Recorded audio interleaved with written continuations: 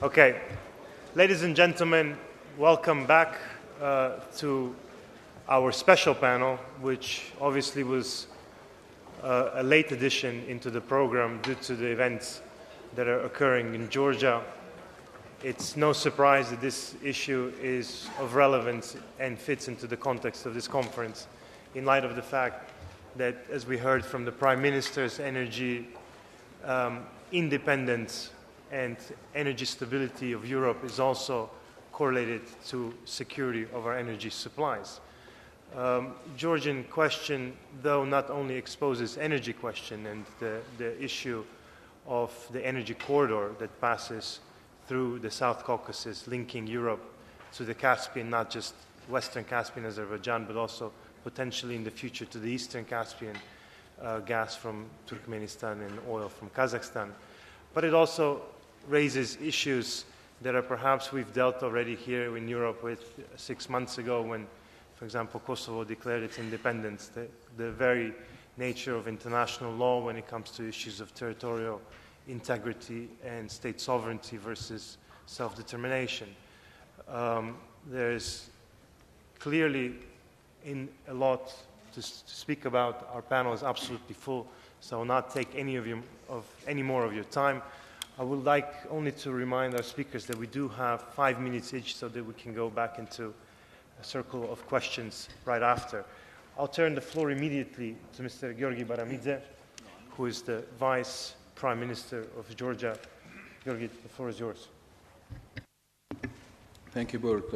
First of all, I would like to express my gratitude to organizers of this conference in general and particular this panel devoted for Georgia and situation and crisis and aggression against Georgia by Russia, and certainly it is very important for us to discuss this issue among experts, among politicians, and those who are interested in this issue. First of all, I would like to say that I cannot but applaud all participants of the opening panel, all prime ministers, for their very bright and visionary remarks. I think all these tragic events in my country have caused serious tectonic, let's say, changes in the Europe, in the political elite in Europe, and the kind of new era is going to be start in terms of consolidation of European Union against common threats and challenges. And if our tragedy, which goes on, is the reason for this consolidation,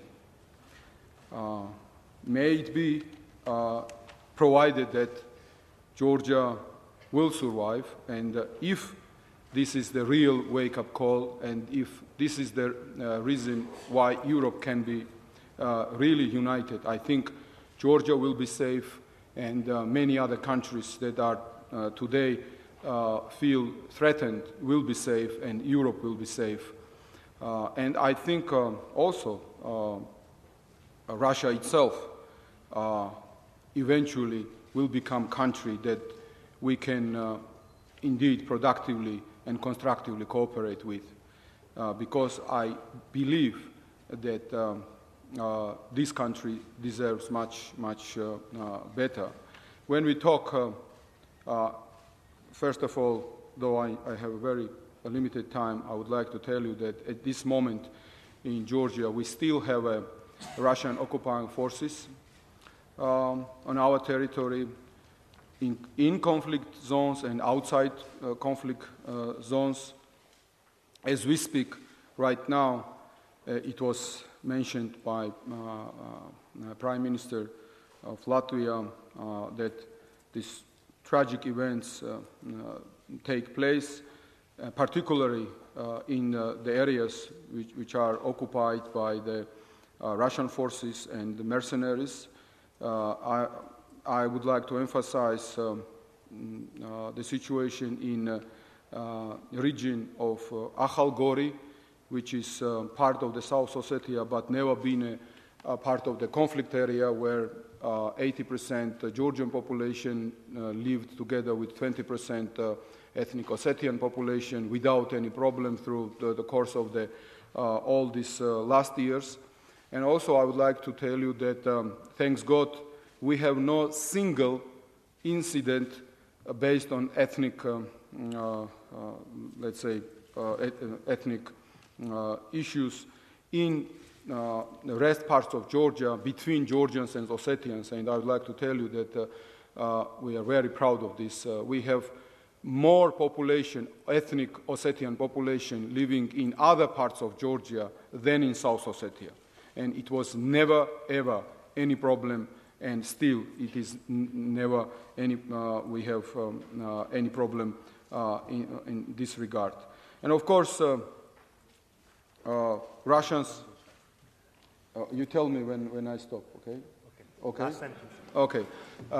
And last, what I want to tell you, it is absolutely unacceptable to exercise rhetoric that whatever Russians have done, they have done for the good of the civilians on the ground, for either Georgians or Ossetians. We know that these conflicts being instigated by Russia, and these conflicts could have been solved much, much earlier if provided that Russia won't instigate these tensions again and won't provide direct economic, financial, political, and military support for separatists. And we will hear further, maybe today as well, that Russia was obliged to do or that. Certainly, we should not disregard will of majority of population, and particularly, I mean, population of Abkhazia, 75% of which been kicked out, and I'm finishing, and population of South Ossetia, which enjoyed normal life, at least on the territory controlled by the central government-oriented South Ossetian leader, Mr. Sanakoyev, which was governing South Ossetia's more than half of territory with more than half of population. Thank you very much, and I'm sure I'll have an opportunity to answer questions. Thank you. Thank you, Georgian. Next speaker on this marathon list is Foreign Minister Dmitry Rupel. Thank you, Borut. Let me welcome you all again tonight here at Bled. I'm proud of this panel, of this format, for one particular reason, or maybe for more than one particular reason. Some of us are preparing tonight for a meeting of foreign ministers in Avignon. We shall, within another, well, specifically European format, discuss also Georgia and EU-Russian relations a few days from today. We are also preparing for the European Council that will start tomorrow, and I think that we have chosen this format quite well because we have present representatives of the Russian Federation, of Georgia, European Union, OSCE, United States. We have experts, and I think that this has something to do with a meeting that is due, that we shall have to agree upon, or that we shall discuss certainly also tomorrow in Brussels and then in Avignon, meeting or conference on Georgia, on energy security, on EU-Russian relations. Now, some of our colleagues, Jan, Karl, you probably know that, have already proposed that we organize a conference of Friends of Georgia, or neighbors of Georgia. I think that we should organize a conference that would really be more inclusive than exclusive. And I think that, of course, the OSCE format, more or less the format that is somehow reproduced here, is a very good format. I don't know whether I shall be successful in this outlook, in this view, but I would insist that if we want to discuss EU-Russian relations, if we want to discuss Russian-Georgian conflict, we have to have the Russian Federation present, and we have to talk to our Russian friends as much as we want to talk and have to talk to our Georgian friends. Now, European Union, of course, is confronted with many challenges. One of them is energy security. We have heard about that challenge before when our bosses, when the prime ministers have discussed it.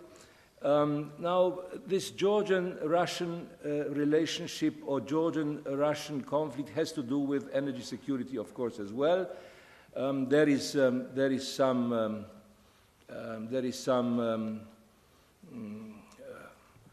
tense feeling, tense situation today in the region.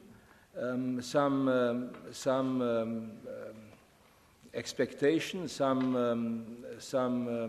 insecurity.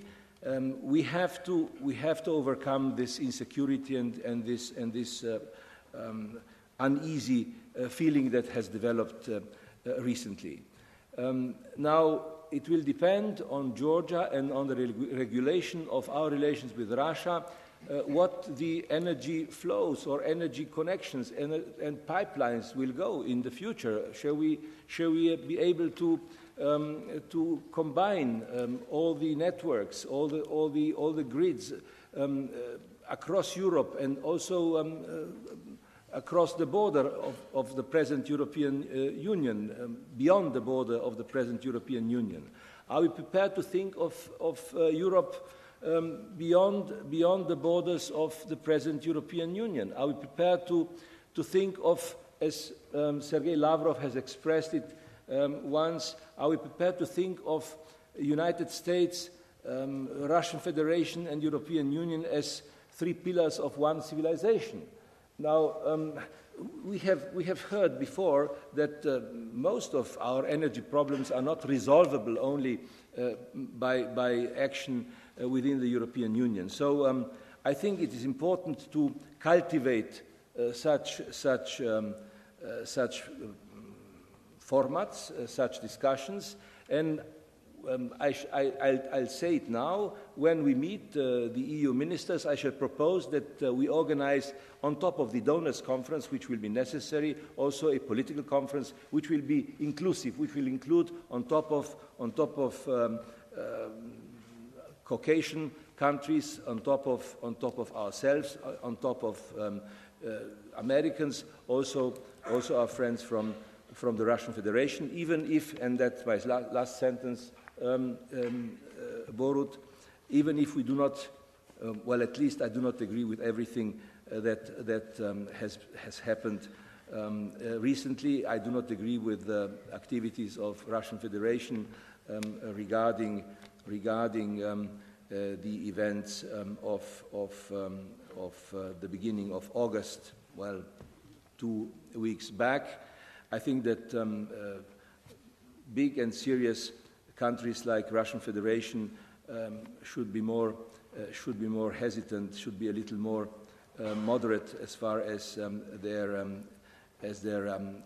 actions in international interventions are concerned. And I shall stop here at the moment. Next speaker on the list is Mr. Jan Kubiš, Minister of Foreign Affairs of Slovak Republic. Thank you. Thank you very much. And first of all, thank you for organizing this special event here. I'll not speak about Georgia and what is happening there and what happened there and what might be the outcome. There are many others that would be speaking in very specific terms and details about the situation, notably our colleagues from Georgia and from the Russian Federation. And indeed, tomorrow the European Council will meet and will, at the end of the day, show what is the position of the European Union. and it will be a collective position of all of us. And I'm myself wondering what will be that position. At this point of time, we can know about our own positions as individual member states, but I'm not sure what will be our common position on the matter. And of course, we will express ourselves what can we do to help Georgia, and what can we do to salvage our relations with the Russian Federation, with our partner country. Russian Federation will not disappear after what happened in and with Georgia. So that will be quite a discussion. For Slovakia, what happened there in Georgia and our position is very clear. From the very beginning and since the emergence of the conflicts on the territory of Georgia, we spoke firmly in favor of territorial integrity and sovereignty of Georgia within its internationally recognized borders. And we spoke against any activities that might endanger that. And we maintain this position, and we are coming with this position also to our meeting tomorrow.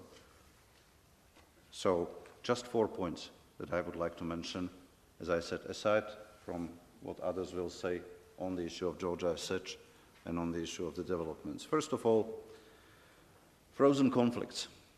We indeed, partly, all of us, including EU member states, OSCE member states, should blame ourselves for what happened in Georgia. I said it before, and I'm repeating this. Also, with my experiences as OSCE Secretary General for 6 years, we collectively failed because we allowed to have these frozen conflicts untouched for so many years. But there is another lesson. Not only that we have to do something, and we have to do better, OSCE, United Nations, EU, others. There is another lesson. In case the parties are unable to come to certain agreements, then sometimes the temptation of unilateralism is extremely strong. 2 examples of unilateralism. This one of recent times, and Kosovo. So that's another lesson to all the parties in frozen conflicts. Don't think that situation will be solved by just sticking to your positions. You have to negotiate. You have to go for solutions. It might be painful, but you have to go for solutions. Otherwise, you will have unilateralism and sometimes even use of force. My second point concerns European Union. I'm very glad that the European Union is engaged with the countries of the region, with Georgia, with other countries, under the ENP plus policy. This is not enough. Apparently, this is not enough. We have to look at ourselves and be serious and sincere. Without our engagement as the European Union, in the earnest, we will not be able to have normal partnerships with the countries in the region. We should stop the dispute about enlargement or not. We have the rules. We, the European Union, and the countries of the regions, they have their own ambitions. They know what they would like to do. And if they qualify, let them qualify in. We should simply, irrespective of our dispute with regard to the Lisbon Treaty, we should step over this dispute and we should be more serious about what we can do as the European Union.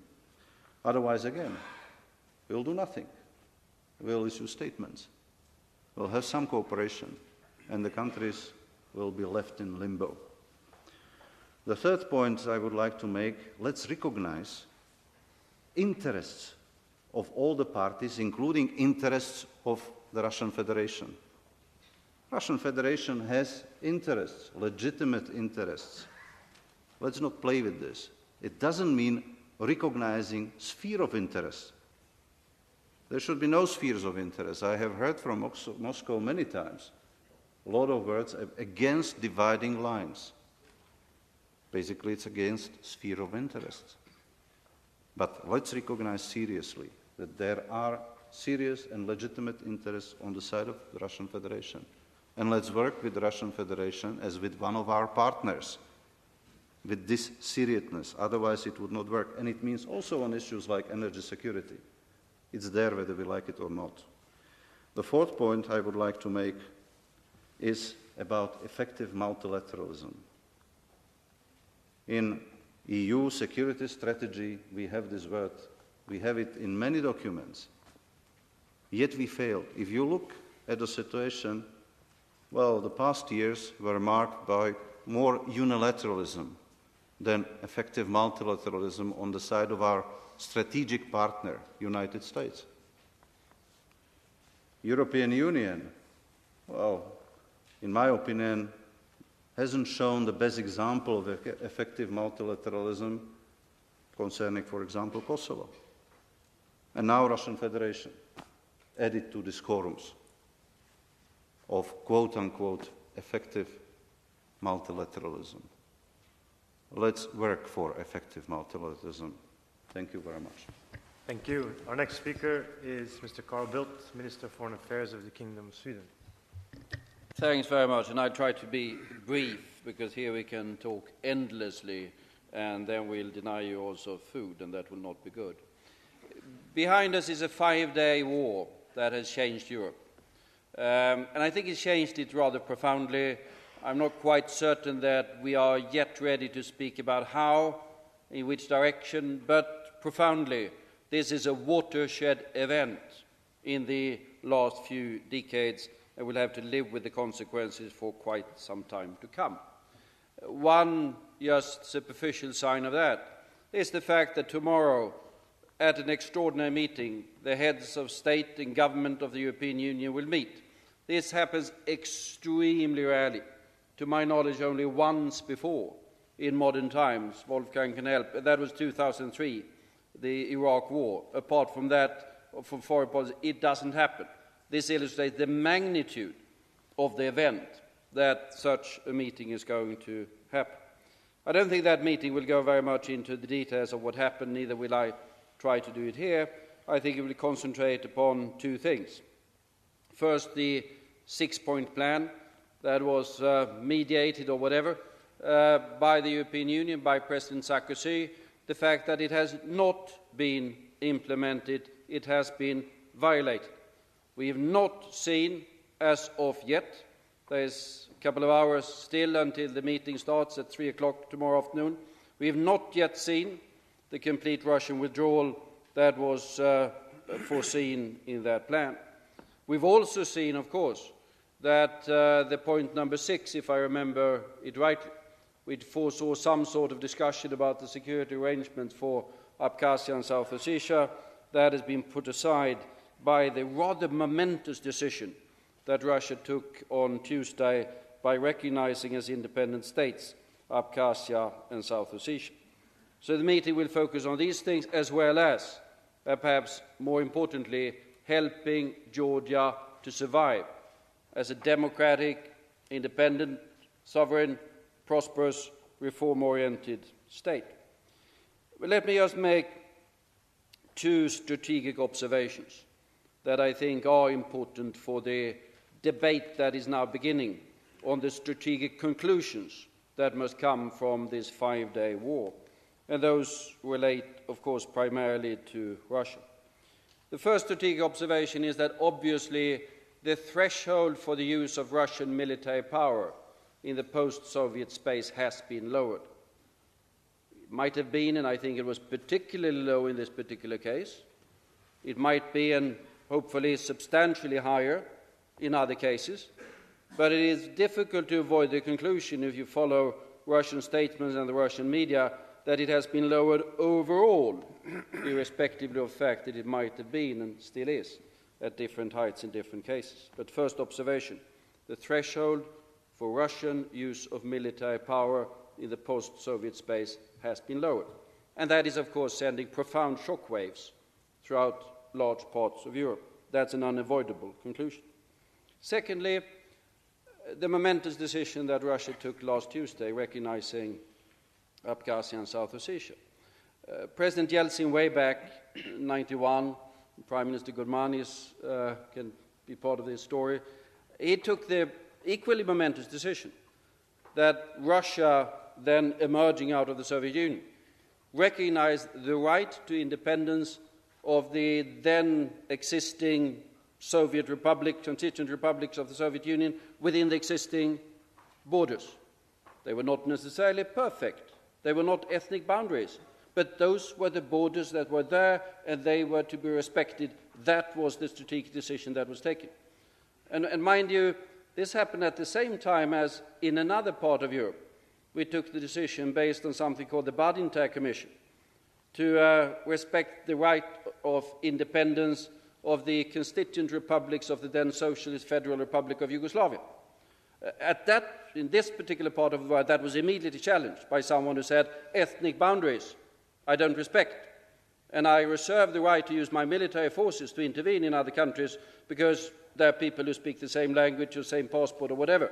And we fought quite intensely against that. We had a decade of war in this part of the world. We had to struggle with a somewhat difficult borderline case of Kosovo, which wasn't really a republic, but was nearly a republic, and then a prolonged UN process in that particular case that led to this particular. But here, a complete volte-face from Russia, no longer respecting the boundaries by recognizing these two small places. One of them, South Ossetia, is, by the way, in terms of population, half the population of Mitrovica in northern Kosovo, just to give a Balkan dimension to that particular issue. This is, of course, a decision that Russia will have to live with for a long time, and the entire region will have to live with for a long time. I think it was probably taken in a situation where Russia believes that it can control the outcome of opening up those particular borders in that vast area of Eurasia. Perhaps that is the case at the moment. Whether that will be the case for the longer future remains to be seen. So those are my strategic observations. By saying these things, well, the conflict might have had an element of energy. It was clearly ignited over South Ossetia, but I do think the implications are well beyond that, and the strategic conclusions will take quite some time to work itself through the respective political systems of our countries, but they will be fairly profound. Thank you. Our next speaker is Marc Brichambault, OSCE Secretary General. Thank you, Boris. Boris, the question you put to us is what are the consequences of the last 3 weeks on the Caucasus energy scene, the Caucasus being both a corridor and a producer. And I'm going to take a little bit of a distance from Carl Bildt. I would say it's very early to say. The only thing we can do is put together a few facts and try and see what they look like. Fact number one, the production and transit infrastructures in the region were not affected by the war. They work. There were a few unpleasant glitches, whether the Aspetrol tanks and so on, but basically they continue to be operational and they have been respected, which I think is important, shows a certain amount of restraint by all the parties to the conflict. And I'd like to share with all of you a success story. There are a few. Inguri hydroelectric power plant. The reservoir, correct me, Minister, is on Georgian territory. The plant is on Abkhaz territory. It has never stopped. And it is an example of practical cooperation on a very important factor. The whole of Georgia runs on electric power coming from Inguri. Second fact, and this one is indeed more problematic, the game is not over. The consequences of the war on the ground, the political consequences of the broader context are still in flux, and the interpretation of the terms of the ceasefire still have to be fully worked out. I will not elaborate on what all the ministers said, but the new picture is going to be drawn in front of our eyes in the next few weeks. It could be a picture of continued confrontation, of hard relationships, and this would clearly have an impact for the future in terms of the security of the corridor, in terms of the trust of the investors in the whole area. It could be an imperfect new balance, new stability, and this is what is going to have to be worked out in the coming weeks, perhaps months. It's not going to be simple. It's the works of the heads of states and diplomats. Third element, the hard facts of the location of the Caucasus, of its potential, will remain. They are not going to go away. The Caucasus continues to be centrally located in terms of future energy flows. Its potential on the Azeri side is huge. The proximity to Central Asia is there. The factors will remain. Investors, either private or public, even Gazprom perhaps, have an interest in this continuing to be effective. The interest is not only in east-west transfers and communications, but also in north-south. And regrettably, there have been some problems in the deliveries of gas to Armenia, which have not yet been entirely worked out. So we have a scene which remains in this area to be drawn, which is not necessarily gloom and doom, and which perhaps could be one of those areas for cooperation, which ministers have been calling for earlier. There is scope for a continuous joint development of the area, which would be in the sort of the collective interest. Thank you, Board. Thank you very much. Our next speaker is Mr. Alexander Yakovenko, Deputy Minister of Foreign Affairs of the Russian Federation. Thank you very much, Mr. Chairman. Since we touched the question of Georgia, let me also share some observations in connection with the situation in this country and the conflict which Tbilisi has with the South Ossetia and Abkhazia. I just want to remind that the beginning of this conflict happened on the eve of the 7th of August. At night, the Georgian peacekeepers started firing at the Russian peacekeepers on their backs, and 64 people were killed. 2 hours later, the Georgians started the aggression against South Ossetia. That was at night on the 7th of August. And they started bombing the Tskhinvali. In the morning, the city almost didn't exist. 2,000 people, mostly South Ossetians, were killed. Thousands were injured.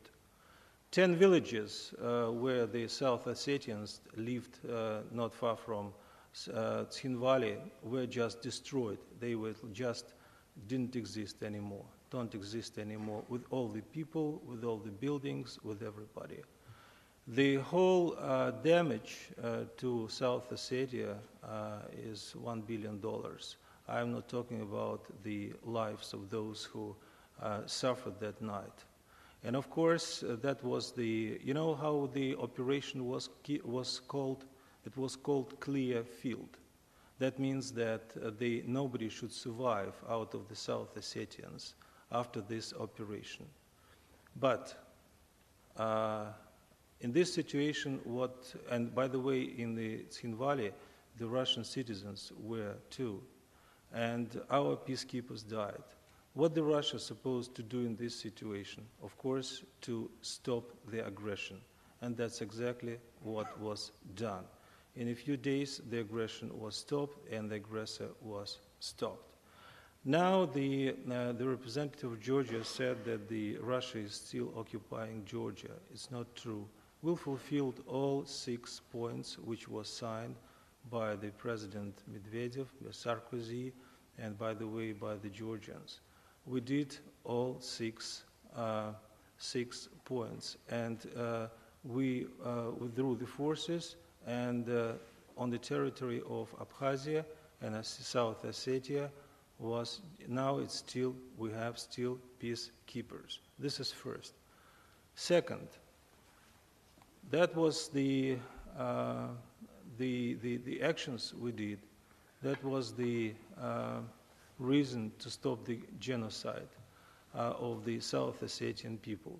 I was just to remember, I'm not going to talk too much, but I just want to remember you that the same aggression happened towards Abkhazia in the 1992, and in these years was the same aggression against South Ossetia from Georgia, from Tbilisi, where took lives of thousands of people. So the reason of our action was to protect the people, to survive, let them survive, and of course to save the people. This is first. Second, there were plans also, and after the cleansing of the Kadori Valley, we found the maps, orders, and other facts that the same aggression was planned against Abkhazia. And only due to the actions of the Russian peacekeeper, we just stopped the repetition of this genocide against the Abkhazians. Mr. Brushenbaum made a very interesting remark about the Inguri power station, which is on the territory of Abkhazia and which is supplying the electricity towards Georgia. But our intelligence also found the facts that one of the targets of this second aggression against Abkhazia was supposed to be the Inguri gas. This is the power station, hydropower station, and the city which was allocated in the Abkhazian city will just disappear from the earth after the water wave. That was the plan. That's exactly what we found, and that was made available publicly. As far as the situation there, I would say that, of course, for 16 years we were trying to force both sides. I mean, the Georgians, South Ossetians, and Georgian Abkhazians, to reach an agreement, try to find the solution. And the recent, let's say, attempts to do this was the request towards the Georgia to sign an agreement with the South Ossetia and Abkhazia not to use force in their relations. Unfortunately, Tbilisi refused to do this. And Mr. now we Gorenko, know, just a moment, I am talking just 3 minutes. No, let me say, 5 minutes. I'm sorry. If you don't want me to talk, no, but everybody has 5 minutes. How many minutes would you like me to 5 do? minutes. Okay. So it's passed, so we'll move on and we'll come back How to you many in minutes questions. left? Our next speaker, it's done. 5 minutes is passed. Our next speaker on the list is Mr. Matt Bryce. I'm sorry. I'm sorry. This is the first time, when I came especially for this meeting, Okay, go ahead. From Moscow. I'm sorry. Go ahead. Last remark. As far as the Mr. Bild said, point 6. I am just quoting because the people should know the truth. The point 6 of this agreement, Sarkozy-Medvedev, it's reading, I am quoting, the beginning of the international discussions wave of the providing security of the South Ossetia and Abkhazia. We can do this anytime. There is no, let's say, there are no reasons not to do this, and we are ready to talk, and we are ready to do this. And the last point, as far as the security issues and the energy, we believe that it's very important, to keep to solve the conflicts in a very specific areas. And the absence of the solutions of these conflicts, this is the cause of the instability, and this is the threat towards the roots of the energy resources. And we believe that it's necessary to make all the possible steps to avoid the situation where in the countries we have the pipelines under the threat. During the aggression of Georgia towards South Ossetia, and I would like to say, we receive a lot of information and the statements on the side of the Georgia that the pipeline Baku-Jahan is destroyed by the Russian forces. It's not true. This was absolute lie. The reason for the malfunctioning of this pipeline was 2 days earlier, before the aggression of Georgia, and there was some failed problems in the territory of Turkey. And in 3 weeks, the pipeline started working once again. But this is just a demonstration how the question of the pipelines and the supply of the resources are used sometimes in a situation when the country wants to make disinformation and to blame somebody, for their own policy. Thank you very much for the permission to continue my presentation. Thank you. Thank you. Next speaker on the list is Matt Bryza, Deputy Assistant Secretary of State for European and Eurasian Affairs from the U.S. Thank you, Borut. Thank you for the honor of being here with such an amazing panel. It's getting interesting now. I'm very pleased I had a chance to meet Deputy Minister Yakovenko, one of Europe's great diplomats, and I have to disagree with him on certain points. I wanted to focus my remarks mostly on energy. I'm going to have to address some of what the Deputy Minister said, but let's start with energy. We've always thought for years that Georgia was a specific spot on the map because it is a crucial link in two directions. One direction is north-south. There's a major pipeline infrastructure that connects Russia to Georgia to Armenia, and there was a push by Russia to acquire a major north-south pipeline that would have allowed Iranian gas infrastructure to be connected all the way to Russia, and that sale never happened. And then, of course, there's the east-west corridor that brings oil and gas from the Caspian Sea, from Azerbaijan, to Europe, and it does so already. Maybe it's a coincidence that this tragic set of events transpired in Georgia against this backdrop of how important Georgia is for Europe's energy supplies. Maybe not. What the Deputy Minister said is true, that Baku-Tbilisi-Ceyhan was not damaged during these military operations, and neither was the South Caucasus gas pipeline. That's very good news.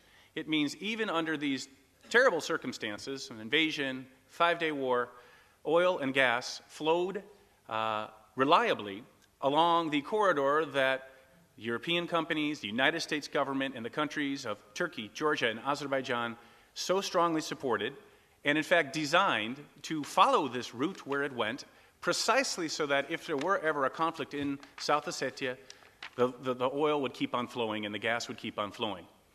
What is also true is that because of Russian military operations, the oil did stop flowing.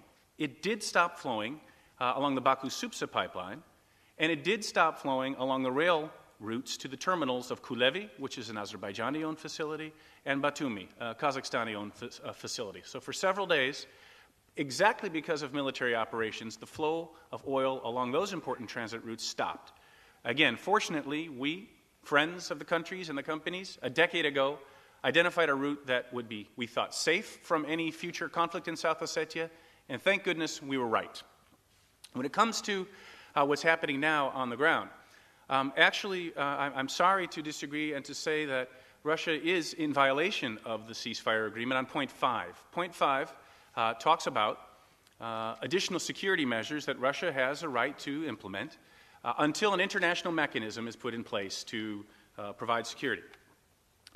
I know for a fact that there is a clarification of point 5 that was written by French President Sarkozy because I spent 3.5 hours trying to convince President Saakashvili to sign the ceasefire agreement and spent 5.5 hours with Secretary Rice the next day convincing President Saakashvili to sign because of the clarification, which stipulates that the additional security measures are patrols. They are patrols to be conducted within, quote, a few kilometers of Skin Valley, not in the port of Poti, where there are observation points that are there to intimidate people who might want to ship into Poti.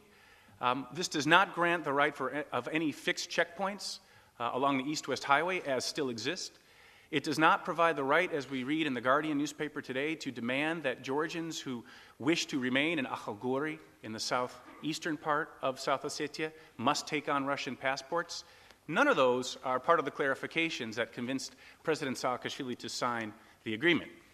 So Russia is obligated to pull all of its troops back away from the highway, away from the ports, and for a limited amount of time conduct patrols with no fixed points. Why is that important? It's because those fixed points near Poti and along the east-west highway are precisely along the rail route and the pipeline route of Baku-Supsa that were damaged during the military operation. So we need to have the ceasefire agreement fully implemented. Charges of genocide. Those are very powerful charges.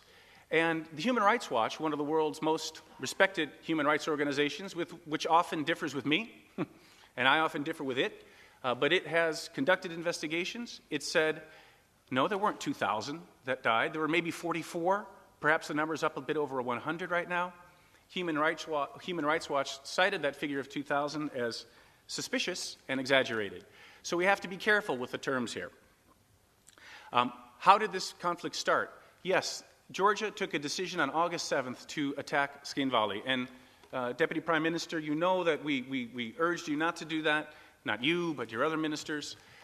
We thought it was a mistake, but that is not when the conflict began. I have had the dubious distinction of being the U.S. negotiator for the UN Friends Group on Abkhazia, and I can tell you we have struggled for years to get our Russian colleagues to allow there to be a free discussion, an open discussion. We got to a point in June where our Russian colleagues had agreed at the highest level to attend a crucial strategy session in Berlin and just did not show up. Then in July, we said we urgently need a meeting with the Georgians, the Abkhaz, you Russian friends, other friends in the UN Friends Group. Russia did not show up. They said that it was not possible to meet, people were on vacation, and then the whole conflict de-escalated, or escalated. I'll finish up here in just 2 minutes. There were artillery attacks on Georgian villages for a week before the 7th of August. They were conducted from positions behind the Russian peacekeepers at the Georgian positions. Behind the Russian peacekeepers at the Georgian positions. Those South Ossetian militia are commanded, by the way, at the highest level by Russian government officials, seconded from the Russian government to be the de facto Minister of Defense, the head of the National Security Council, the head of the intelligence services. So it is simply not true that everything began on August 7th. Much was happening. We were trying, long before that, we were desperately trying to get a negotiation going in Abkhazia, and it didn't happen. So to wrap it all up, I guess the point is, actually there is a lot that Europe can do to diversify its supplies of oil and gas. This corridor through Georgia is crucial. It survived through this military conflict. It will be viable and will attract investment as long as we do two things. We make very clear, absolutely clear, that we will support Georgia, maintain stability in its banking system, help it recover and rebuild and sustain economic growth on the one hand, and on the other hand, that we will hold our Russian colleagues to the ceasefire agreement and make sure its forces return to where they agreed they would go so that the economic lifeline across Georgia is not strangled. And once that happens, then we can rebuild and hopefully create a new negotiating mechanism under this point 6, as the Deputy Minister discussed, that will get us to a just and lasting successful settlement to both conflicts. Thank you. Thank you. Next speaker is Peter Semneby, EU Special Representative for South Caucasus. The first time I came into contact with this conflict, or the conflicts that we are talking about, was in November 1992, when I was invited by one of Carl Bildt's predecessors to become part of the first team that established the OSCE mission, or then CSCE mission, in Georgia. This was during the war in Abkhazia and right after the hostilities had started in South Ossetia. Never could I in my wildest dreams have imagined that almost 16 years later I would still be occupied in another capacity with precisely the same conflicts. Many of the issues that we discussed at the time and many of the recommendations that we made at the time were very similar to the ones that we are making today. And unfortunately, I must say, as has been pointed out here in the panel, we, European Union, others, allowed ourselves to fall into a kind of complacency about the conflicts that we are paying very dearly for today. The European Union has been trying for some time before these tragic events to make its weight or to enhance its role and use its instruments and the attraction that the EU can provide to change the dynamics of the conflicts. It was not enough, it was not timely enough, but I still believe that there is a lot that we can do in this respect. I remember very clearly that when we discussed this, the issue of the conflicts in the context of the South Caucasus, that we concluded back in 1992 that some kind of larger context would be necessary in order to create joint interests, maybe even some kind of a joint identity that is so dearly needed, was so dearly needed that at that time, after the very superficial Soviet identity disappeared and was quickly replaced with very crude national or nationalist identities. And I believe the European Union is a case in point here that can provide, although we have moved far away from the excesses of those days, we moved some way from the excesses of those days in terms of some of the nationalist excesses. There is still a lot that we can do here, and in particular the EU with its history itself as a peace project built on common values and a common identity. In more concrete terms, what we can do in the near term, much of this will be discussed tomorrow, and I would not like to put myself in the role here as an official of the European Union to try to prejudge what the heads of state or government will decide.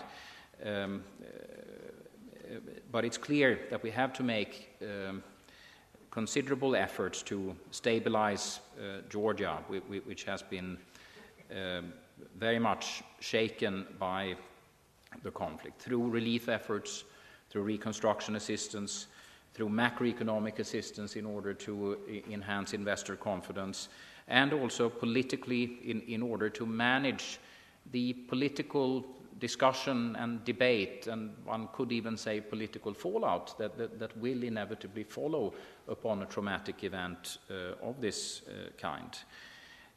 We will also have to discuss in more general terms. I don't know to what extent this will be done tomorrow, but there has to be a discussion also in more general terms what the nature, quality, objectives of the relationship with Georgia and also other countries in the eastern neighborhood should be. The same also holds true for Russia. This will inevitably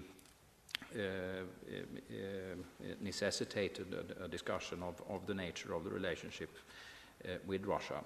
On the conflicts per se, I would observe here that the sense of urgency, and I mention this not least against the background of the kind of complacency that we have fallen into in the past.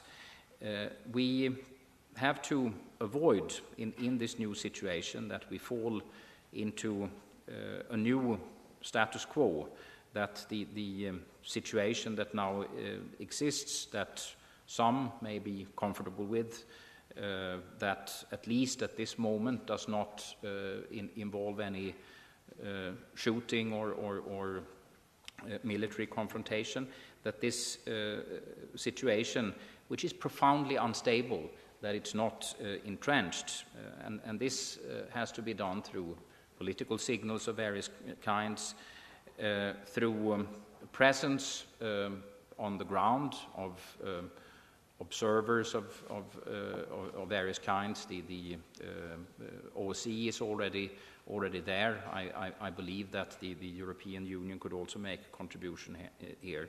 And it also has to be ensured by launching of a process, a political process that will move us towards a resolution of these conflicts, within the fundamental parameters that we have to respect, and in effect, there's very much at stake here. The principles that we have to look at, the principle of territorial integrity and so on, are cornerstones, fundamental principles of the entire post-Helsinki order that has been established in Europe. And for that reason, this will and should be one of the highest priorities not only for the European Union but other international partners as well for the near future to come. Thank you very much, Peter. Next up is Mr. Jean Lamy, Head of the Section for Energy, Transportation, Infrastructure at the Ministry of Foreign and European Affairs of France. Jean. Thank you very much. I'm very honored to be here to discuss on this panel. Representing the French EU presidency. Of course, I'm not going to prejudge what heads of state and government are going to decide tomorrow on the extraordinary meeting. But I just would like to give you a few words on the EU presidency approach on this question, on the EU-Caspian energy corridor after the recent events in Georgia, and to recall what was the approach which was announced by the French EU presidency before the crisis. Some facts to recall. I think there is a necessity on these questions to reach, if it is possible, a common assessment of the situation. Facts, maps, and figures. When we speak about energy, we need to know what are the quantities which are going to be export of oil or gas, and what are they an impact on global markets or local markets. So concerning the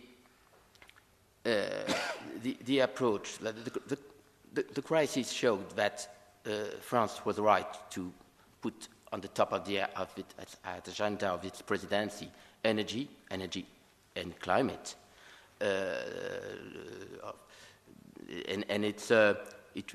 There was a document which has been released on the Common Informal Council on the 5th of July in Saint-Cloud near Paris, explaining what was our approach on European energy security,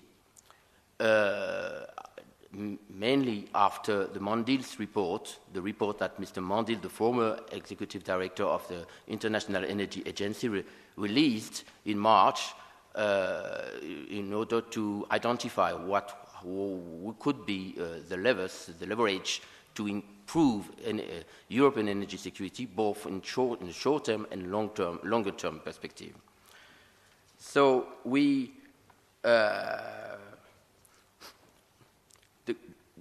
one of the key questions for the presidency is that where shall we be tomorrow evening?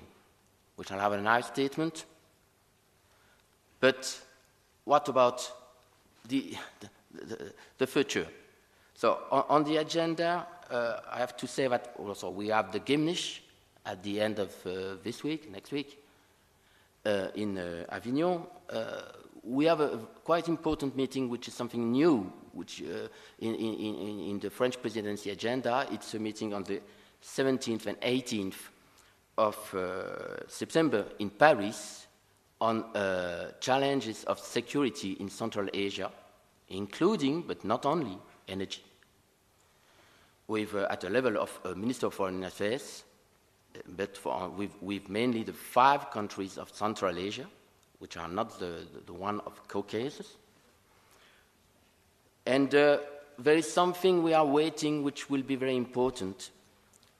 We are waiting for a report of the Commission, which is called the EU Strategic Energy Review, which is supposed to be released at the end of October or maybe early November by the Commission, and on the basis of which heads of state and government should give guidelines to improve energy security of Europe. So we really wish that this new EU energy review will be really a strategic one, including with energy security aspects.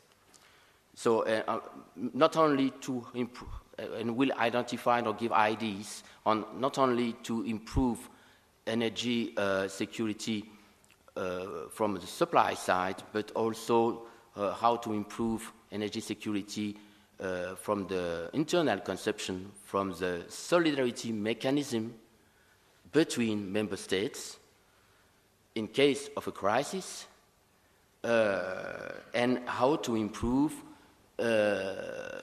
energy security resilience to external energy shocks.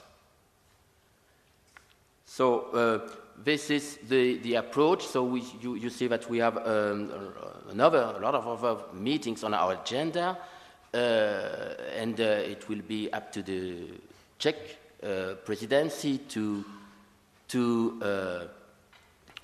base to follow up with the guidelines which heads of state and government.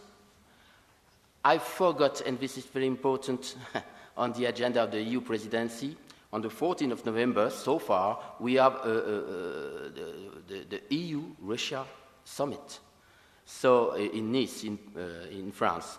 So with on all of this occasion, it will up to the European Council tomorrow to assess what could be the EU-Russia relationship, and then this EU-Russia summit in mid-November will be very important to organize sustainable and long interdependence, mainly in the field of energy, between Russia and Europe, including other areas for supplying energy demand in Europe, in a short and longer-term perspective. Thank you. Thank you. Our next speaker is Alex Cooley from Columbia University. Thank you, Mr. Chairman. I've been asked by the organizers, being not a policymaker as other distinguished panelists, but an academic, to talk a little bit about possible sovereign arrangements, sovereign architectures that could move us forward in the medium term. Now, in the short term, we have to debate whether the six-point plan is being implemented. EU has to formulate its response and its position. But over the longer term, what are the options available to the international community to ensure some sort of semblance of political stability that will allow investment to return? I think it's clear now that the kind of option of the status quo, a disputed territory, is an unstable option, right? And frozen conflict itself, I think, lulled us in a false sense of security, the idea that these things were indeed frozen, that they weren't budging, that they were, in a sense, timeless, and that was a big mistake.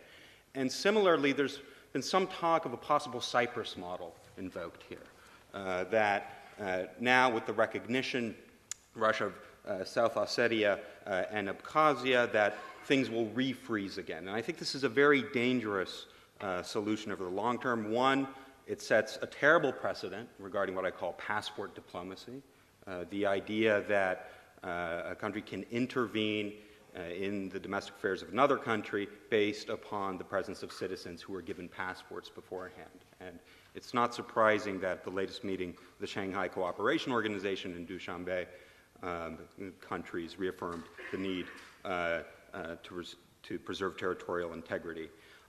Also, this kind of Cyprus model is very dangerous economically. Unrecognized states tend to gravitate to illicit types of economic activities, whether it's trafficking, black marketeering, organized smuggling. Oftentimes, these are facilitated by security forces or de facto security forces that become sources of revenue. So even from an economic point of view, this would not be conducive to long-term stability. Another alternative that's been discussed is the partition of Georgia. For similar reasons, I think this would set a very worrying precedent. It certainly would be of concern to other countries such as Ukraine, such as Moldova. Now, I want to return to this notion of Kosovo for what I think is a third possible solution, one that's not getting a lot of attention. In some ways, the position that Kosovo wasn't a precedent allowed the Russian Federation to link what happened in Kosovo to South Ossetia and Abkhazia. But there's another way to look at what happened in Kosovo, and that is the affirmative precedent that Kosovo set, which was a territory under international administration for 9 years that was subjected to a number of instruments, sources of institutional change, rules, norms, and so forth. Now, final status, in the end, elicited disagreement, but the process itself of international administration, I think, is a helpful one, and one that perhaps should be looked at or discussed. What would this mean? This would be part of, I would say, a broader internationalization strategy. One of the things that's needed in this part of the world, as well as the Caucasus in general, is to multiply the types of international links out there. Abkhazia and Ossetia have been dependent on the Russian Federation for a long time. So, some of the pillars of such an international strategy, a UN mandate or European Union type of authorization, an international peacekeeping force. Russian forces would be incorporated in some way, but retained under an international command structure. B, an international interim administration under the Kosovo model, and we have some lessons learned, positive and negative, from UNIMEC, would monitor de facto authorities in areas such as policing, justice, legal reform, civil administration, democratization, human rights, institution building. That was the OSCE's responsibility in Kosovo, and economic and reconstruction development. This will facilitate increased economic internationalization. This is really important. If the region is to have future economic prospects, we have to sort out some sort of mechanism for the status issue. That is, we have to have some sort of eligibility for assistance from international financial institutions, have to create incentives for investors, and we have to also solve the problem of investor confidence. That will also affect things like improving credit ratings, insurance premiums, and so forth. Under such arrangement, the question of status would be left open for negotiation for a period of maybe 5 to 10 years, until both territories have demonstrated viability for statehood, compliance with international democratic norms and principles. Now, I realize this proposal is no one's first choice, certainly, at this table, but I do think it has a number of advantages. One, it would create an international process that would facilitate prolonged engagement by the EU and the international community. It would provide a focal point for action and a common policy. We have experience, again, in places like Timor, in Kosovo. So, my time is up. Great, thank you. Next in line, Zaino Baran, Center for Eurasian Policy, Hudson Institute. All right, thank you very much. I'm going to focus mostly on the energy corridor. And although, of course, we're all focused on Georgia now, maybe I'll look a little bit in the next, what happens in the next couple days, weeks, and months. Because what European Union and the Transatlantic Alliance will do in the next couple of weeks is really going to determine how the whole Eurasian region is going to perceive the West.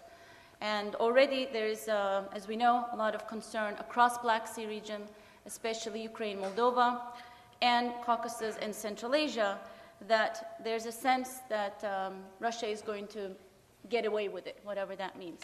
And that puts the whole corridor under risk. Minister Baramidze said if this is a wake-up call, then at least it will serve something. Well, in January 2006, we had another wake-up call, our first wake-up call that we heard in Europe when gas cutoffs took place in Europe, and there was a lot of discussion, there's still a lot of discussion about coming up with a common energy policy. But what we've seen is when there was cutoffs to other, this time European Union members, we even heard from some of the European countries that Russia is a reliable energy supplier to Europe, as if certain European Union members were not part of Europe. And we have not seen coming together on this issue. And I think, of course, the war probably had nothing to do with the pipeline projects per se, but the timing is also very significant. Because as we speak, and over the past several months, there's been incredible race for locking up Central Asian and Azerbaijani gas by Gazprom. One of the first trips President Medvedev did was to Kazakhstan, followed up with Azerbaijan, Turkmenistan.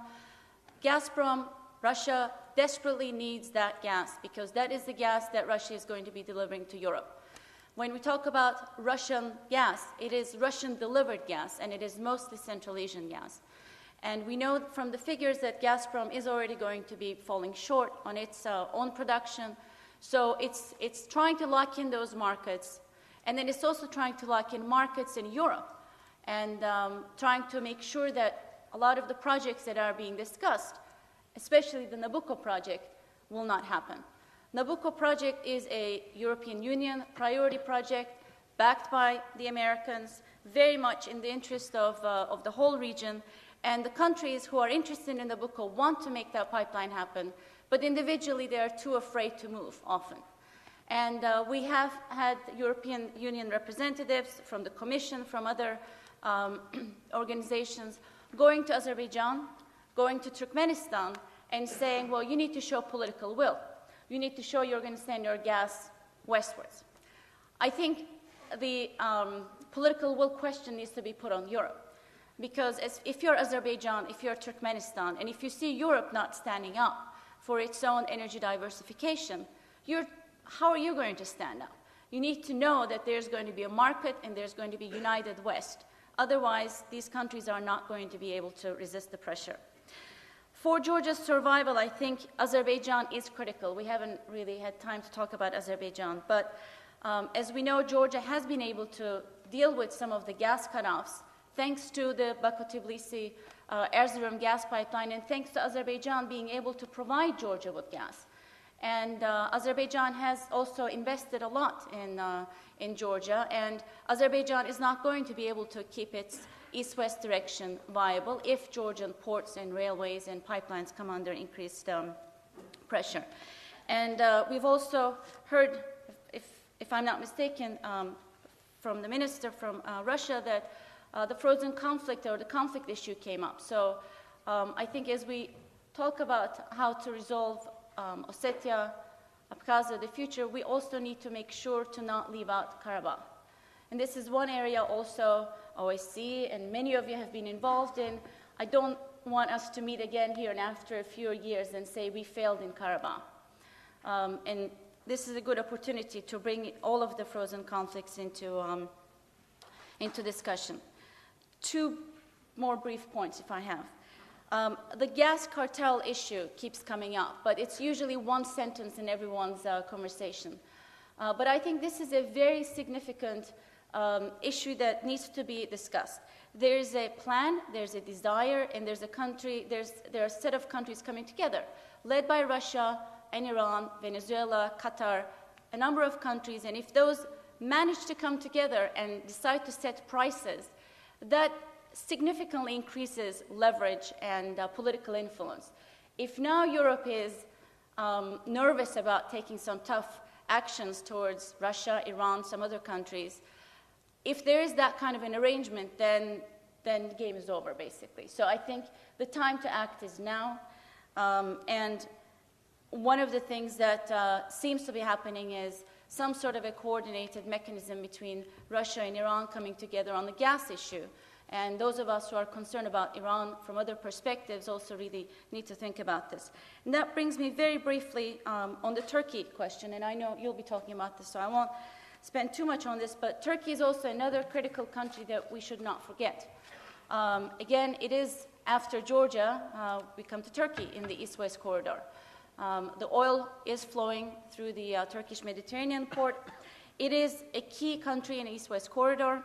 It will be a key country in Nabucco and other pipeline projects further on gas. It is an EU candidate. It's a key NATO country. And this is the issue that I think is important. As the NATO country that also is more or less in control of the Turkish Straits, basically to transfer in and out of the Black Sea, and fully in compliance with the Montreux Convention, it is coming under pressure by its major friend, ally, trading partner, Russia, to not allow traffic to go as is. Turkey has so far resisted the pressure, but we need to understand that it's not just Ukraine or Moldova, but possibly also Turkey that may require engagement. Thank you, Zeno. Next speaker is Oksana Antonenko, the International Institute for Strategic Studies, London. Thank you very much, Borut.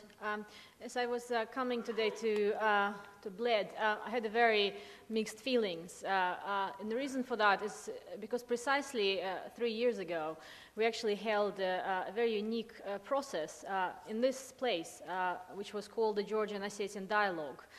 And Minister Rupel at that time very kindly welcomed a group of very senior Georgians and senior Ossetians to talk around the same table bilaterally without any third parties present to share their expectations, their fears, and their hopes for the future. And now, 3 years later, we are where we are.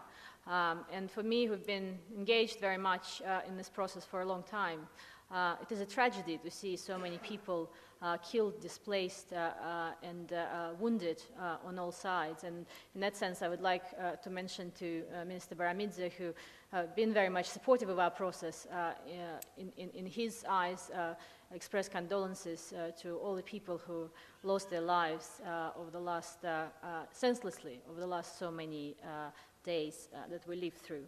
Now, where we go from here, I think the question is not easy. I wish we would have so many options on the table, as the previous expert has mentioned. I wish we have an option of Kosovo. I wish we have an option of rollback. But I think that we, unfortunately, are going to live with the current situation now for quite a considerable period of time. And I think our main challenge now is to take a pause on all sides and to try very clearly to formulate what the interests are of everyone involved. What the interests are of Georgia, what the interests are of Russia, what the interests are of the European Union and the OSCE. And I think to try to be clear, and the United States, of course, as well, in the region, and to be clear in identifying those interests, I think we should just admit at the moment that in the current crisis, we all have failed. There are no winners from this crisis, particularly if we look at Europe and the broader institutions. Unfortunately, it took the European Union more than 12 hours, I think, to issue a statement as people were dying in Tshinvali. Neither European Union or OSCE could do anything to stop people being killed in Gori and elsewhere. All the negotiations that have been taking place recently have delivered absolutely nothing in terms of the clear strategy moving forward. And I'm afraid that I have, unfortunately, not very high expectations about the summit tomorrow as well. I think it is time to understand that the only way we can move forward constructively if we found now a framework in which all parties can sit around the table. I think the talk about sanctions, about punishments, about new Cold War, they can become a self-fulfilling prophecy in which we all are already now playing a negative-sum game.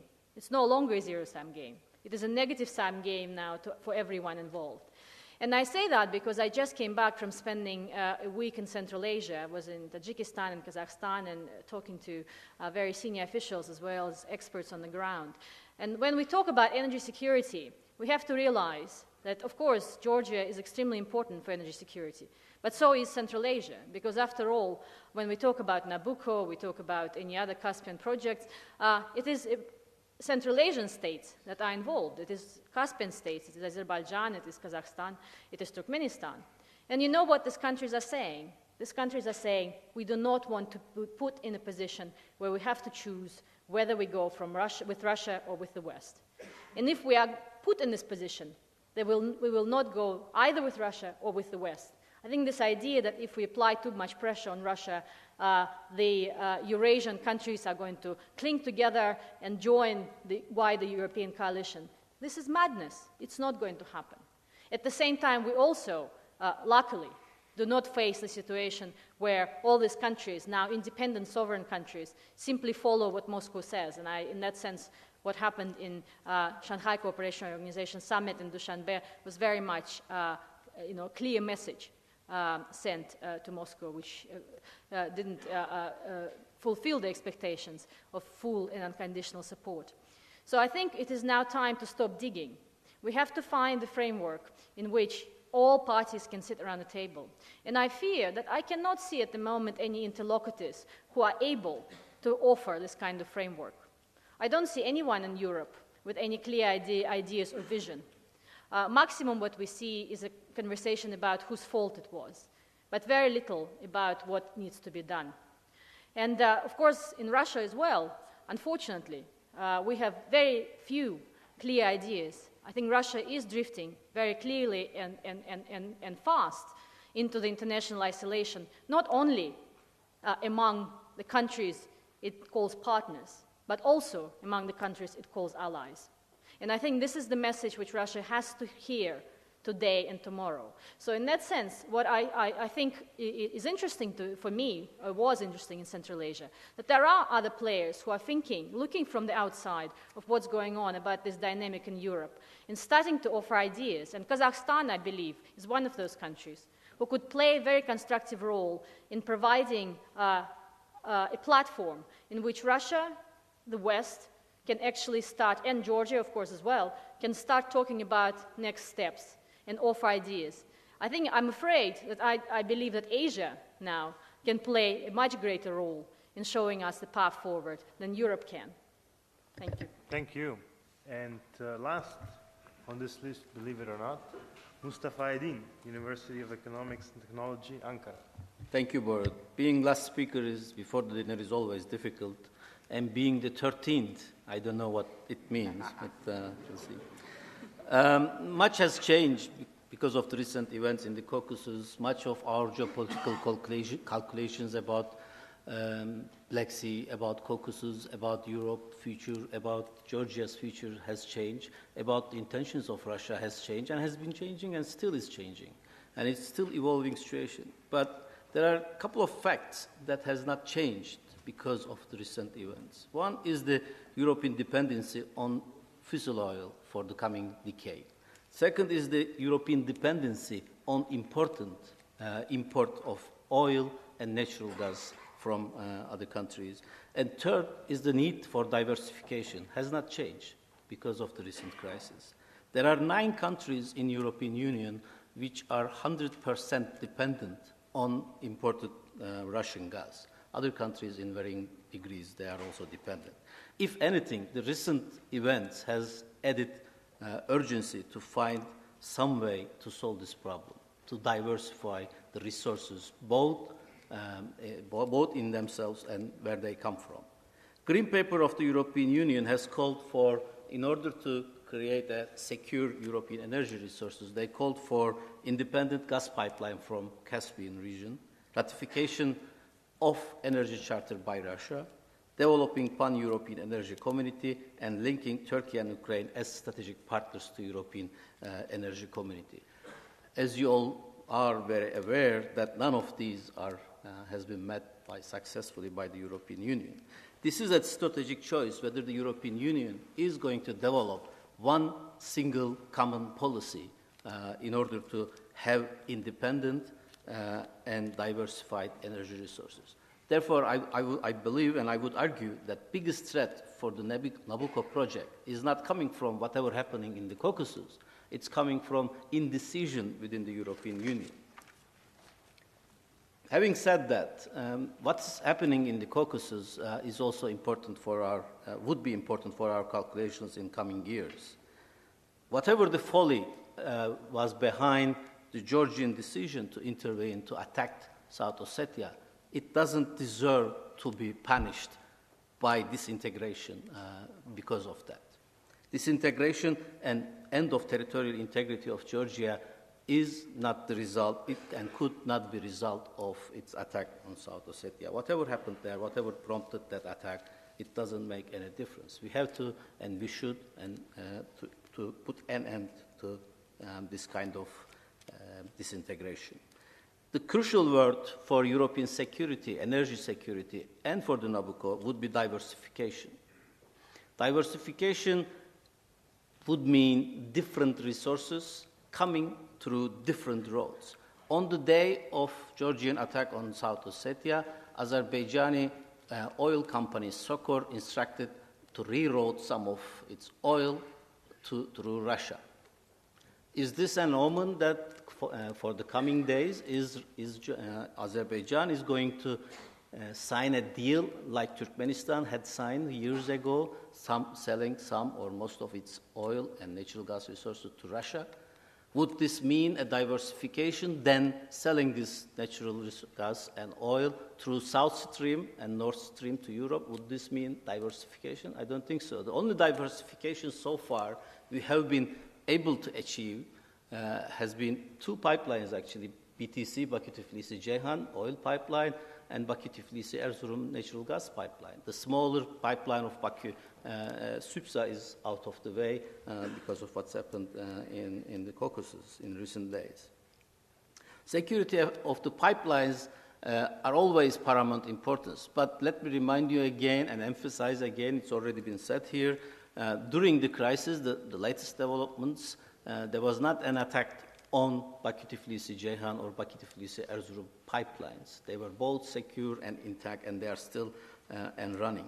Regarding the resources, do not forget that not Azerbaijan and Turkmenistan and the Caspian are not the only resources available to fill Nabucco project. There is Iran, there is Iraq, there is Arab pipeline, Egypt through Arab pipeline. So we can also think about other resources as well as other roads. Finally, of course, Turkey's unique position in here is clear. Only two successful pipelines are running since the end of the Cold War, bypassing Russia, and Turkey is nearby 72% of all proven oil resources, and again, almost 73% of all proven natural gas resources. Finally, a few words about the Montreux. It's been 72 years that Montreux Convention has signed, and I believe it's solved one of the most difficult problems, intricate problems of the 18th and 19th century of European politics. 72 years it withstood the Cold War, and Turkey has been accused in the last 10 years from almost all countries. Many countries wanted to change it. The United States 2 years ago was not happy, very much happy about the Montreux Convention and complaining. Now is Russia not very much happy and complaining. So something must be right here. Thank you very much. So that concludes the first round of panel discussions. I think to sum up a couple of main points that came out perhaps and were echoed by more than one speaker, we're definitely looking at the broader context of problems in the Caucasus-Caspian region.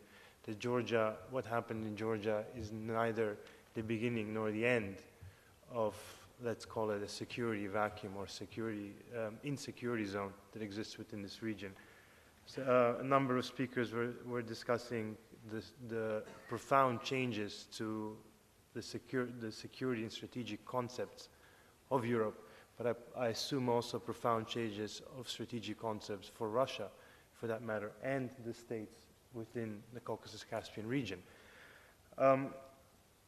As I listened here, and I want to put the first question to Georgi Baramidze, as you listen to the European ministers speak, does it give you confidence that that we are headed towards a common decision tomorrow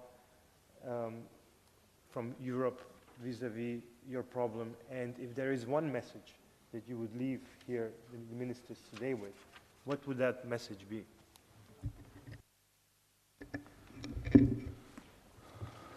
Well, it's very difficult for me just say just one message. If you allow me, I'll just very briefly go on the several, very briefly. First of all, Georgia territory must be free of Russian occupying forces. And I mean whole Georgian territory according to the 6-point agreement.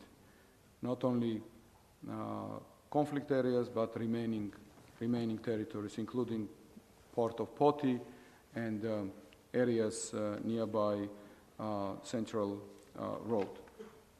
Second, maybe I should put first, second, ethnic cleansing in Akhalgori and other area of South Ossetia must be stopped immediately. Third, we need to address catastrophic consequences of the economic damage, together with the damage of the nature of Georgia. 900 hectares of protected forest being burned down because of military activity of Russians, and this is major ecological catastrophe in the Borjomi, famous Borjomi Gorge. Fourth, there need to be done serious, let's say, created serious mechanisms in order to ensure that in the future no one will face such kind of aggression from Russian side. Fifth, there should be a pledge from European Union of non-recognition of those secessionist territories, because if it will be done, that means that countries, those who will do this, will legitimize and support ethnic cleansing that has been conducted in Abkhazia in 1993, now again in 2008, I mean Kodori Gorge, and also in South Ossetia in 2008. Fifth, there should be international investigation in order to really know what's happened before 7th of August and during 7th of August and after 7th of August. And then last point, we don't want sanctions against Russian people. We don't have any feelings against Russian people, but we want Russian government feel and Russian elite pay price for what they have done, and they feel that this kind of behavior is absolutely unacceptable. It cannot be continued and cannot be repeated. Thank you. Thanks.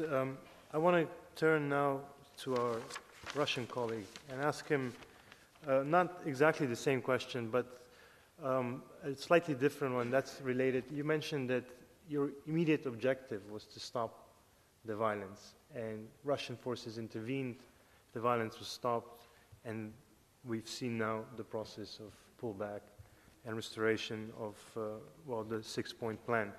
But there was an immediate action from the Russian government in recognition of independence of South Ossetia and Abkhazia, which is a drastic reversal of the Russian position that has existed to this point, also within the UN all of last year on, if I may link it to Kosovo. What was the debate in Russia on this specific issue? Why this change? It's not a changing of the position. That was the conclusion. It was a tough conclusion in order to stop the violence and to stop the killing of the people. And we believe only through the independence of these regions, Georgia, South Ossetia and Abkhazia, we could provide the security of these people who live in this territory. The years of the negotiations didn't help. And on the eve of the 7th of August, we witnessed the one more aggression and killing of the people. We decided that the only way to provide security of these people who live there is the acknowledgement of the independence. This was done. So we believe that only through this way we could do this.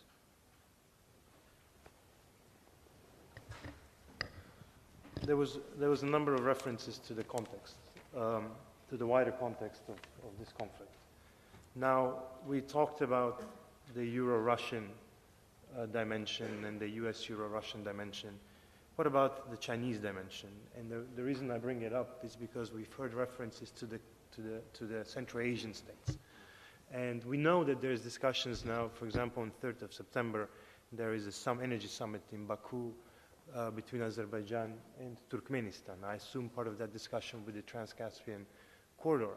Now, who's to say that the Trans-Caspian corridor couldn't be reversed and the energy flows would be sent the other way? But outside of just energy, what is your feel about Chinese role in this security context? And you put that to all European ministers.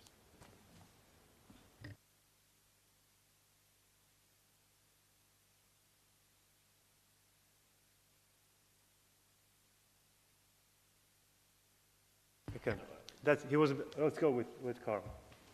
No, I think it's fairly obvious. I mean, the Chinese point is very strict on territorial integrity.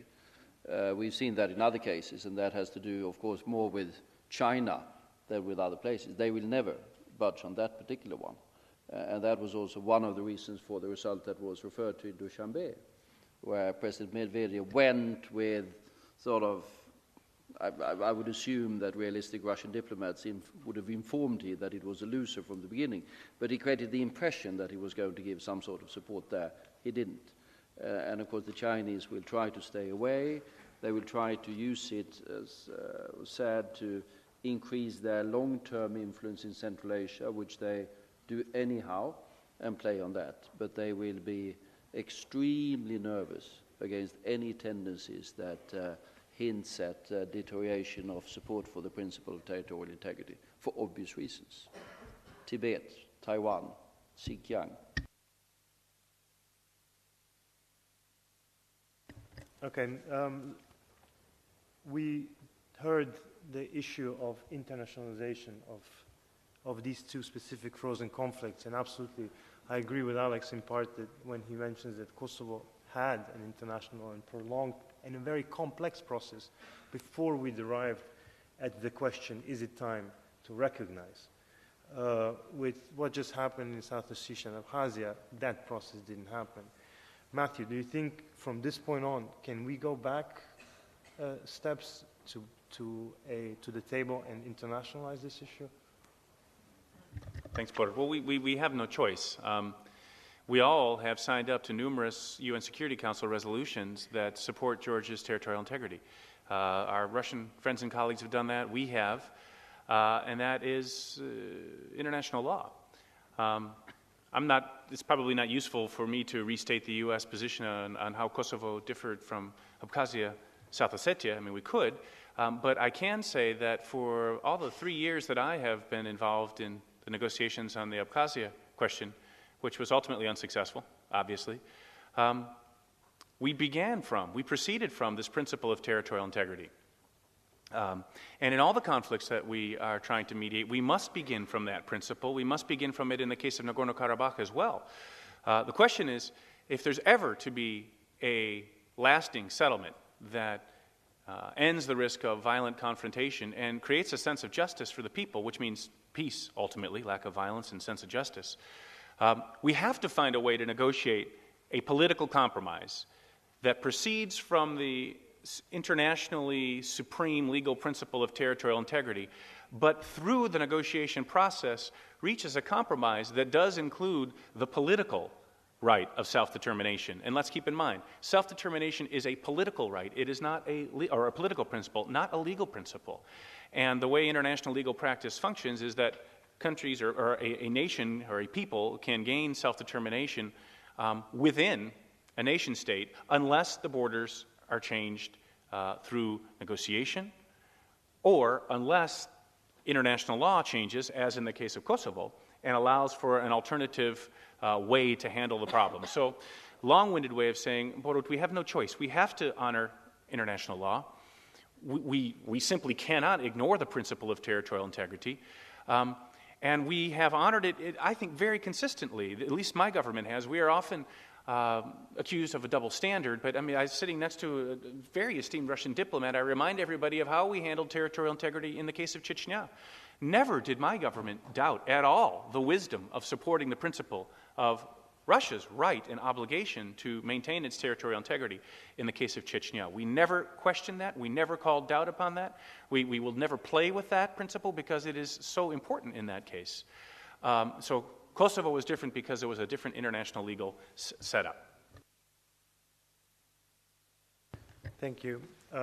I do have 2 comments also from the floor, so I'd like to invite the 2 speakers, if they still wish to do so, to comment. The first one is Mr. Selim Kunerlap, Deputy Undersecretary of Ministry of Foreign Affairs of the Republic of Turkey.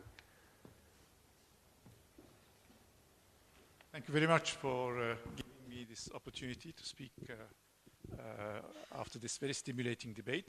And I have to say that my foreign minister, Mr. Babacan, wanted to come here very much, but he has been prevented from doing so by the fact that he's receiving in Istanbul today the foreign minister of Georgia. And of course, this is a sign of the great alarm and concern that Turkey feels about the developments of the last 3 weeks. And there are very different reasons for this, and I will, if you allow me, address them very briefly. And the first, of course, is that Georgia is an extremely important and valued partner for us, and most importantly, it is a neighboring country, and we, for one, do not like to see disorder and instability in our immediate neighbors. But of course, Georgia, as has been said, is an important transit route for gas and oil imports into Turkey. But other than that, it is also a very important transit route for Turkish traffic to Central Asia. For instance, 120,000 Turkish trucks go over Georgian territory every year. So we look forward to a continuation of this important cooperation partnership with Georgia and to new projects, for instance, Nabucco being one of them. But Russia is also a very important partner for Turkey, and we have a trade volume of something like $28 billion. We import 65% of our natural gas supplies from Russia. Something like 2 million Russian tourists visit Turkey every year. And it is for all these types of reasons that Turkey has immediately stepped in. And our Prime Minister, for instance, visited Moscow and Tbilisi in the very first few days of the crisis. And we have tried to offer our good services in the form of a new initiative that we have called the Caucasus Stability and Cooperation Forum, which would bring together the countries of the region to try to find a negotiated solution to all of these problems, because there is no other way of handling these problems, and negotiation is essential. And of course, our I think ideas have been received with some interest in the immediate neighborhood. I have already mentioned the visit of the Georgian foreign minister to Istanbul today, but the Azeri foreign minister was in Ankara on Friday, and the Russian foreign minister is expected in Turkey on Tuesday. And that at least shows that those three countries, at any rate, see value to the efforts of Turkey, and we hope that through this and other types of initiatives, stability and peace will be restored to the region. Thank you very much. Thank you. And there's another request from Mr. John Roberts from McGraw-Hill Companies. Hello, thanks for calling on me. I'm also the author of the forthcoming book, Pipeline Politics, the Caspian and Global Energy Security, which is probably why I've been asked to make a comment quickly. First of all, something like 2% of internationally traded oil goes through the Caucasus routinely.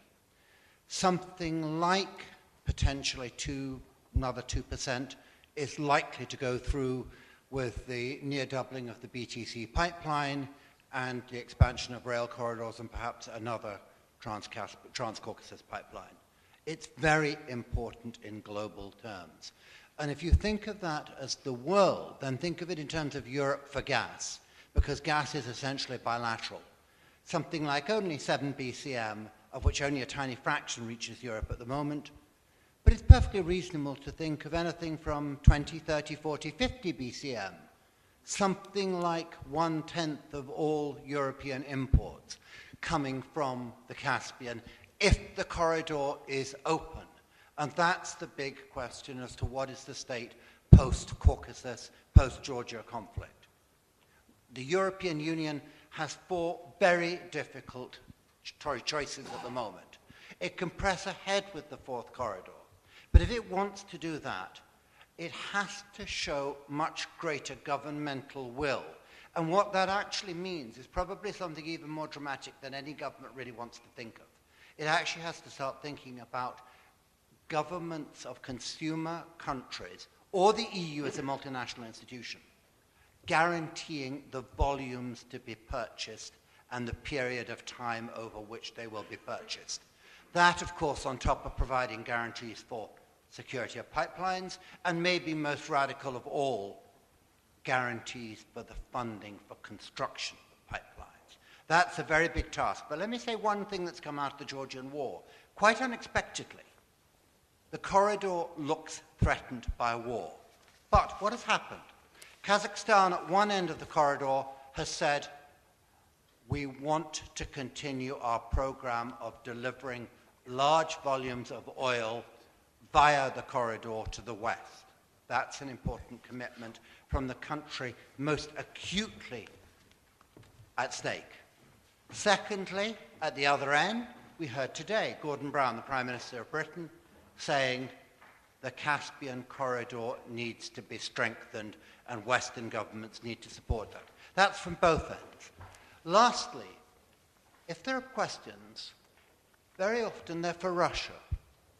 It's not that Russia is not an important role and player and will continue to play an important role in European energy. But perhaps it could be put like this. We don't know how much Russia wants to play a part in the G8, the World Trade Organization, the international community as we thought was being shaped. I don't think that Russia started this war, but I do think, curiously, it is up to Russia to end this war, to determine how this war actually finishes on the ground. And depending on how it finishes this war on the ground, basically lies the future of our common energy security. Thank you. Thank you very much. Sorry? Now you have a response. Okay. This will be the last response before we're going to, excuse me, before we're going to end the panel. So go ahead. I apologize for that interlude, but I was just checking my documents because we were talking about what happened in Dushanbe and what was the reaction perhaps of the countries like China and other countries around. And indeed, there are different statements there in the declaration, but there is one line that I would like to read here, or 2 lines. It's in paragraph 3.